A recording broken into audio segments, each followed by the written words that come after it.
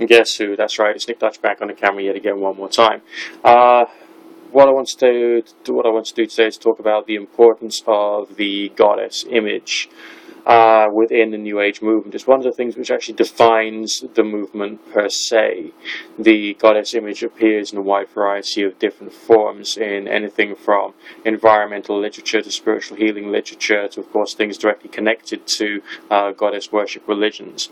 I read Triumph of the Moon, which is a book which talks about the history of how the modern Wiccan witchcraft religion was founded. And yeah, it did speak about an awful lot of like bogus archaeological finds and a wide variety of cons which were put into place, as well as false histories and histories being rewritten for the purposes of assisting in the creation of this particular new religious movement, namely what became Wicca, as well as, of course, the connection with Freemasonry and other forms of Christian religion. But that's beside the point. I think there's something more important about what the goddess image actually means to the people who are associated with the New Age world.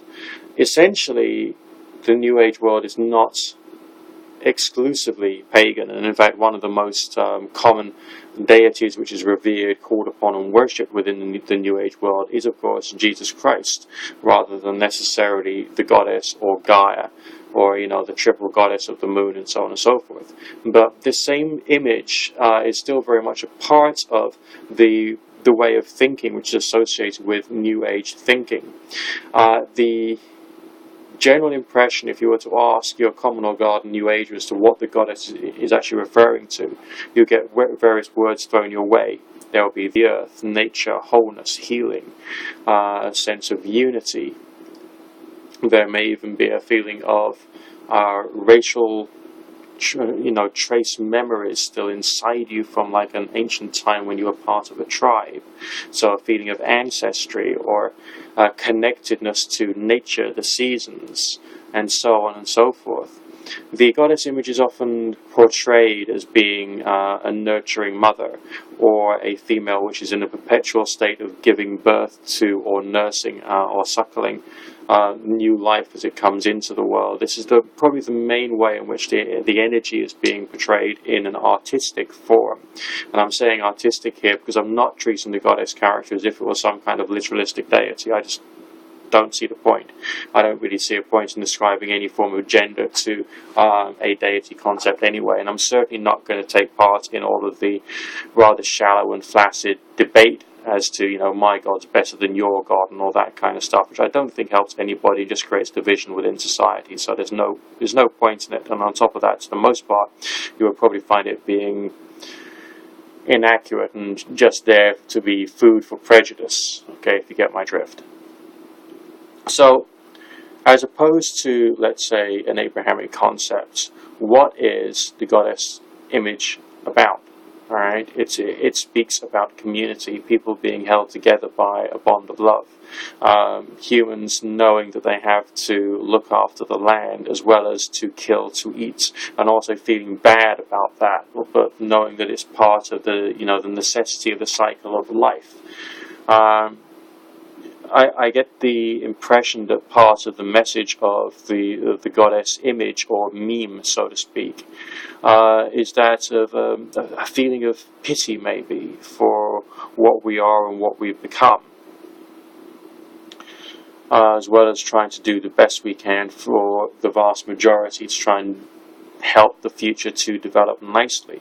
It's perceived in different ways by people of different age groups, as well as by people of different, I would say, classes to a certain degree. I mean, that there is this unpleasant, dark current of ethnic nationalism which goes through some forms of pagan thought and New Age thought, which I think basically goes contrary to any message of love, tolerance, unity, and community.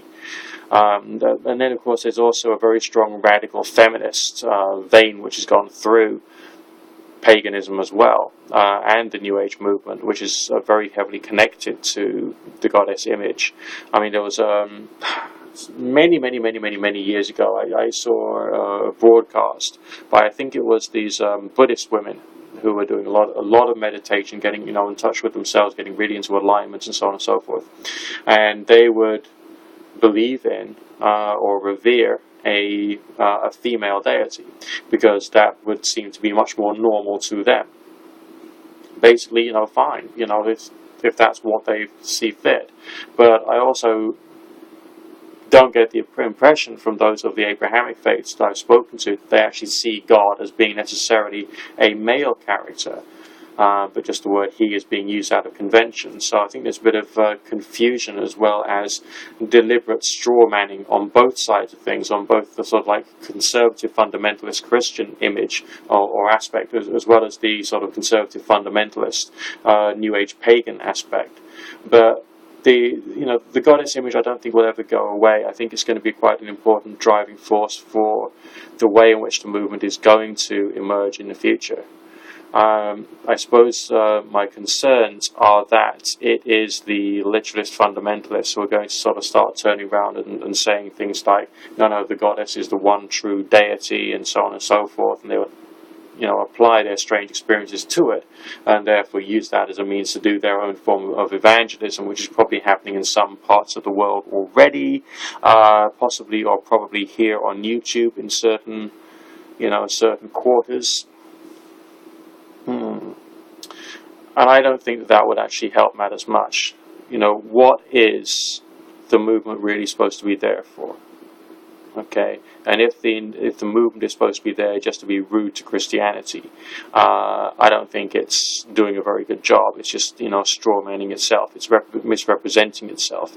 But if it is talking about wholeness, unity, caring for the earth, caring for society, caring for each other as we basically go into a very difficult, uncertain future, I would say it would be a very important part of what we're about and where we as a species are going to go. Not we as a religion, not we as a different social group, not we as in men or women or the rich or the poor or the British or the Americans or the whites or the blacks or whatever, but we as a whole collective species.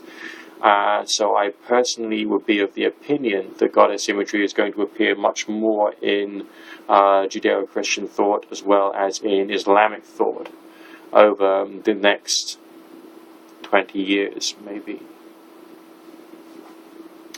Just a few thoughts for today.